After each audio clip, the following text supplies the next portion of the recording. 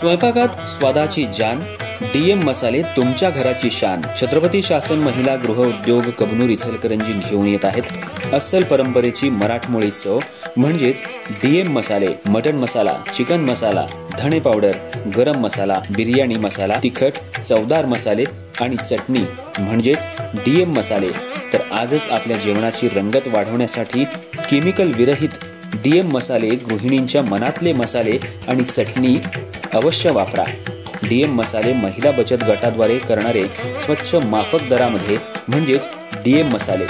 संपर्क दिव्याताई मगदूम, मोबाईल 91 30 80 22 55।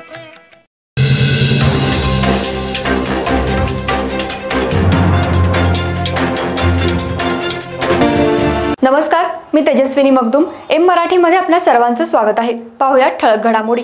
इचलकरंजी शहरात पूर्व वैमनस्यातून लाथाबुक्क्यांनी आणि दगडांनी केलेल्या मारहाणीत एक जण जखमी झाला। पृथ्वीराज विजय जाधव वय 22 राहणार शहापूर असं जखमीचं नाव असून या प्रकरणी रविकांत चंद्रकांत घोलकर वय 32 आणि अमोल उर्फ रवींद्र शिवाजी कामते वय 32 दोघे राहणार आसरानगर यांच्यावर गुन्हा दाखल करण्यात आलाय। अजय संजय भोसले वय 22 राहणार आसरानगर यांनी गावभाग पोलिसात फिर्याद दिली आहे।